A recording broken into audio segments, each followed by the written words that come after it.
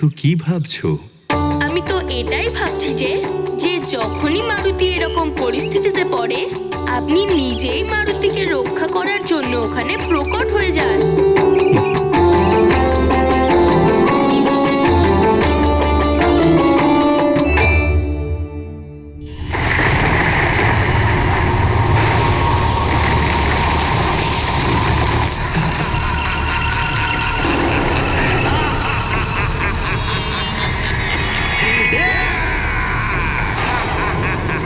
চক্রাসুরের ফাঁদে যে একবার পড়েছে সে শেষ হয়ে গেছে।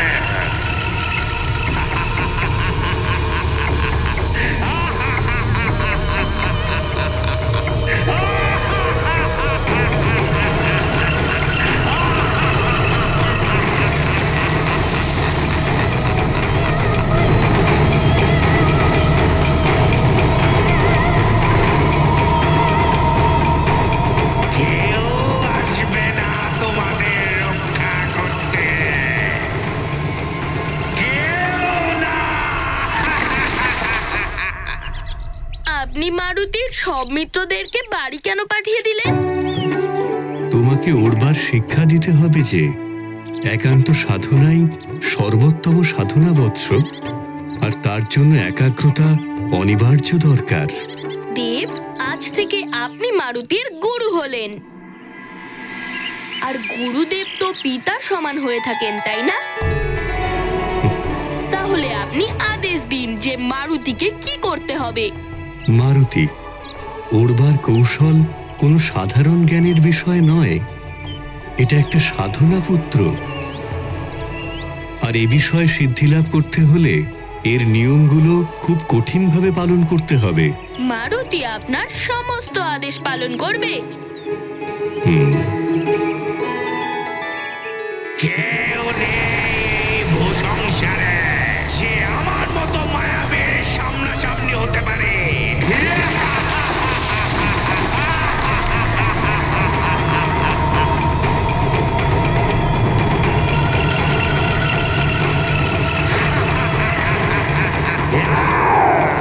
সর্বপ্রথমে তোমাকে বায়ুতত্ত্ব আর অন্তরিক্ষ তত্ত্বের সাধনা করতে হবে। আমি বায়ুর আদেশদাতা।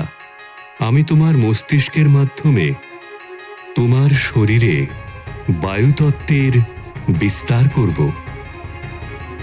এখন তুমি চোখ বন্ধ করে সম্পূর্ণরূপে একাগ্রচিত্ত হয়ে তোমার শরীরে বিদ্যমান এই তত্ত্বগুলোর ওপর মনোযোগ কেন্দ্রীভূত করো।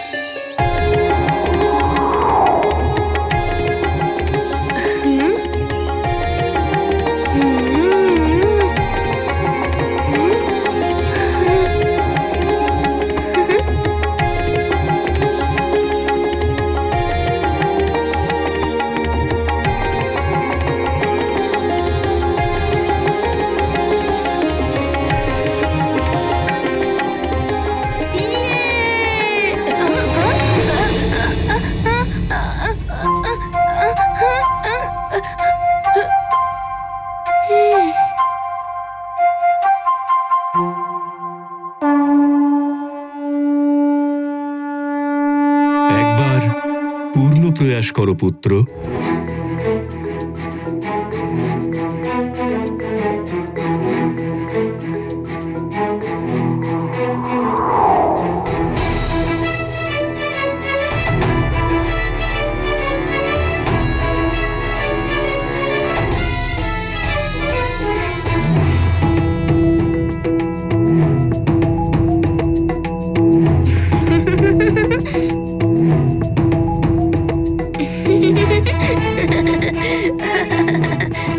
এবার মারুতি উড়তে শিখে গেছে। মারুতি এবার আরো উঁচুতে উড়বে, আরো তীব্র গতিতে উড়তে পারবে।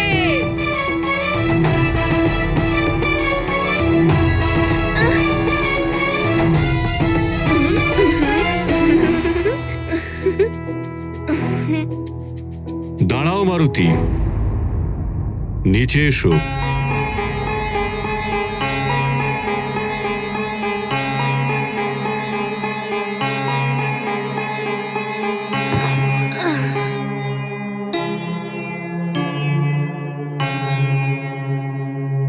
কি হয়েছে গুরুদেব, আপনি থামিয়ে দিলেন কেন? মারুতি, তুমি অত্যন্ত উতলা হয়ে উড়বার প্রয়াস করছো, যেটা একেবারেই অনুচিত। তোমার আঘাতও লাগতে পারে।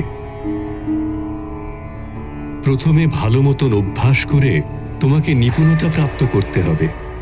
মনকে একাগ্র করে বায়ুতত্ত্বতে মনোযোগ কেন্দ্রীভূত করে নিজেকে ভারহীন করার অভ্যাস করো। বায়ুর থেকেও ভারহীন। কিন্তু আমার ভার তো আপনার থেকেও কম গুরুদেব। বালক চিত্ত চঞ্চল হয়। মারুতি যদিও দেবাংশ, তবুও তো একটা বালকই, আর ওকে অনেক বড় বড় কাজও করতে হবে। তাই ওরা ওর জন্য অত্যন্ত আবশ্যক। দেখো মারুতি, কোনো কার্যে সিদ্ধি লাভ করতে হলে ধৈর্য থাকা অত্যন্ত আবশ্যিক। অতএব ধৈর্য ধরে অভ্যাস করো। একটাই মূলমন্ত্র স্মরণে রেখো, করো অভ্যাস, ওড়ো আকাশে।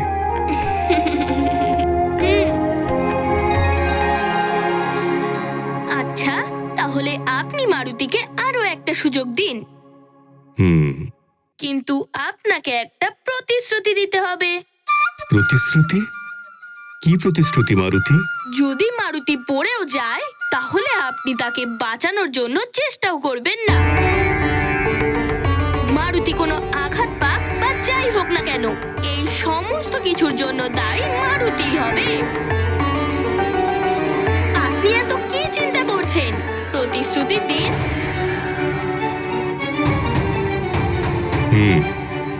প্রতিশ্রুতি দিলাম, কিন্তু এটা গুরুর প্রতিশ্রুতি। স্মরণে রেখো, গুরুর প্রতিশ্রুতি।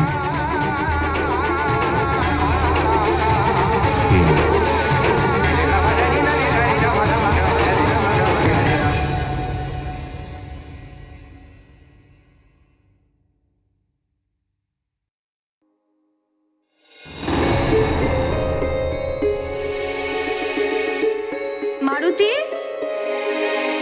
মারুতি, মারুতি, মারুতি। মারুতি কি এখনো খেলছে নাকি? এতক্ষণে তো চলে আসার কথা ছিল। কোথায় যে লাফালাফি করছে কে জানে। আছে কোথায় ছেলেটা? সেবিকা, বলুন মহারানী। তুমি মারুতিকে কোথাও দেখেছো? বন্ধুদের সাথে বাইরে খেলতে গিয়েছিল। যুবরাজের সমস্ত বন্ধুরা তো নিজেদের বাড়ি চলে গেছে, কিন্তু সে এখনো প্রাঙ্গণেই রয়েছে বায়ুদেবের সাথে। বায়ুদেবের সাথে? হ্যাঁ মহারানী। বায়ুদেব স্বয়ং এসেছেন?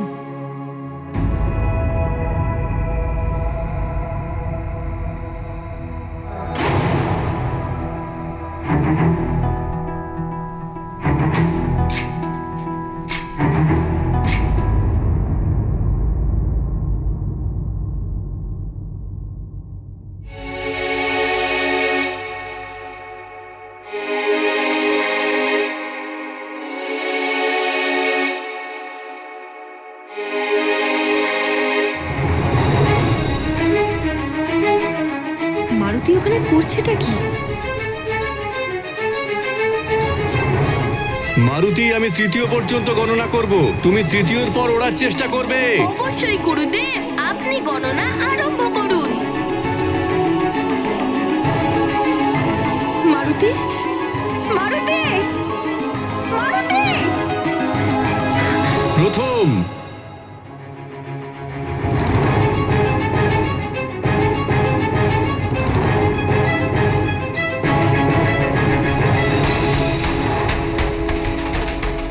দ্বিতীয়,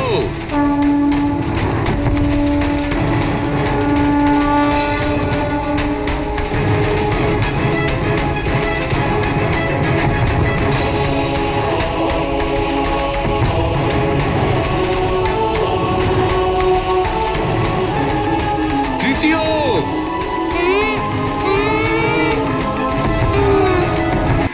মারুতি,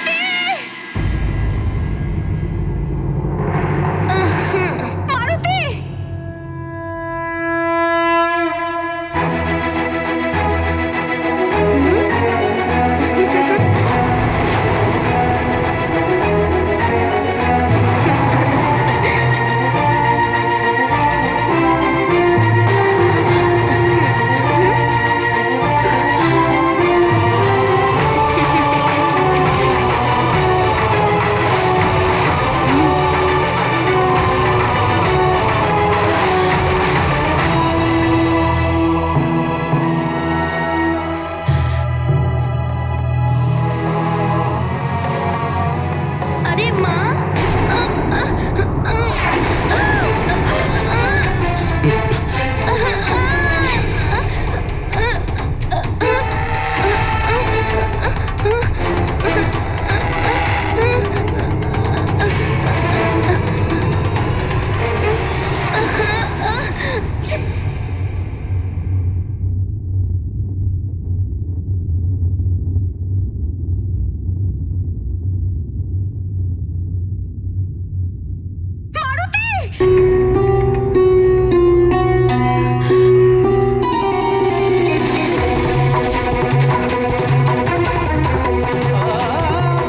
মারুতি, তুমি ঠিক আছো তো? তোমার কিছু হয়নি তো? এ তুমি কি করলে মারুতি?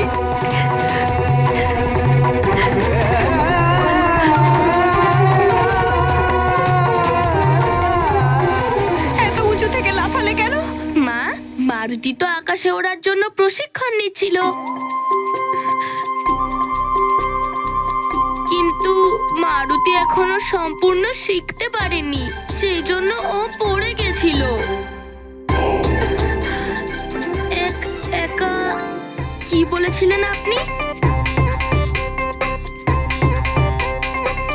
একাগ্রতা।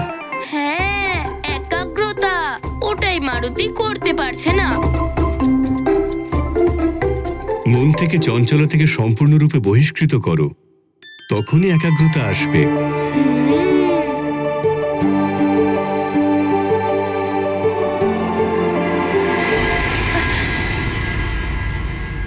মারুতি, তোমার কোনো প্রশিক্ষণের দরকার নেই।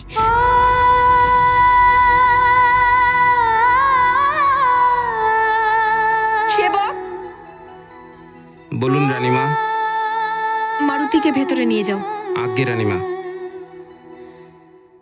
মা, মারুতিকে তো অনেক বড় বড় কাজ করতে হবে, তাই না?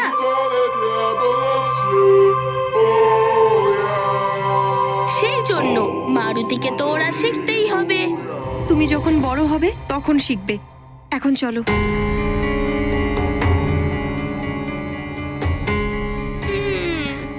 চলো মারুতি।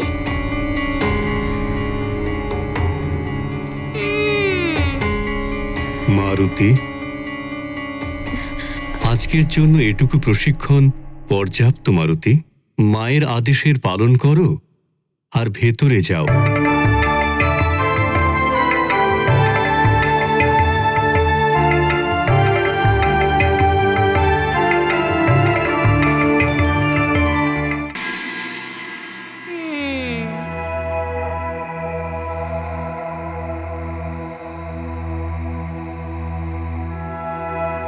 श्री गुरु चरण सरोज रज আদেশ করবেন গুরুদেব?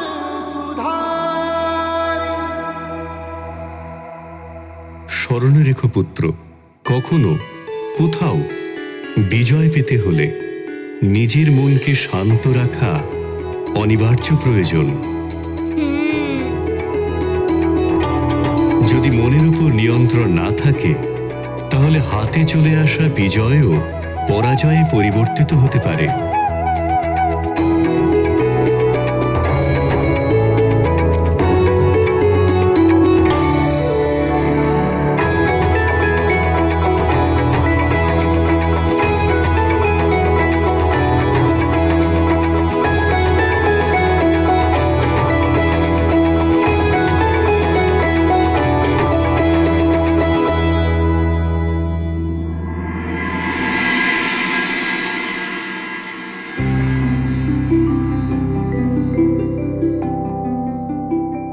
হে পবনদেব, মারুতির প্রতি আপনার স্নেহের জন্য আমি সত্যি ধন্য হয়ে গেছি। কিন্তু দেব, মারুতি যে এখনো অনেক ছোট, আর আপনি ওকে উড়তে শেখাচ্ছিলেন। আমার চিন্তা হচ্ছে যে যদি কোনো অঘটন ঘটে যেত তাহলে। দেবী, মায়ের নিজের পুত্র সুরক্ষার জন্য চিন্তিত হওয়াটা অত্যন্ত স্বাভাবিক। আপনি মায়ের দৃষ্টিতে মারুতিকে কেবল অবোধ বালকের রূপেই দেখতে পাচ্ছেন, কিন্তু আমি ওর শক্তির প্রমাণ স্পষ্ট দেখতে পাচ্ছি।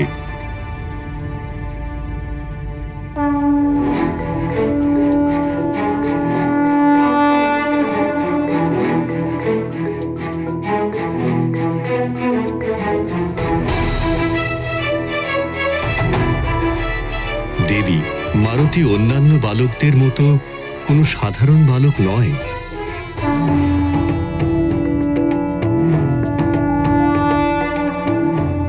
ওকে জীবনে বড় বড় কার্য করতে হবে, তাই ওকে উঠতে তো একদিন শিখতেই হবে।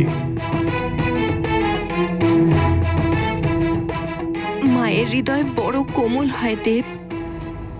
সে পিতার মতো কখনো কঠোর কিছুতেই হতে পারে না। মা সন্তানকে সবসময় তার আঁচলে লুকিয়ে রাখতে চায়।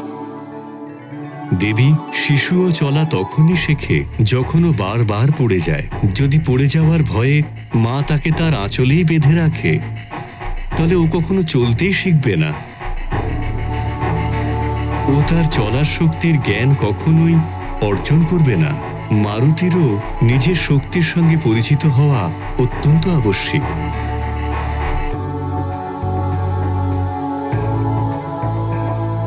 অন্যথায় ক্ষমা করবেন দেব, আপনি মারুতির শক্তির ওপরেই আপনার সমস্ত ধ্যান কেন্দ্রিত করছেন। ও যে খুব ছোট সেটা আপনি খেয়ালই করছেন না। অপার শক্তির তুলনা এত ছোট বয়সের সাথে করা উচিত নয়।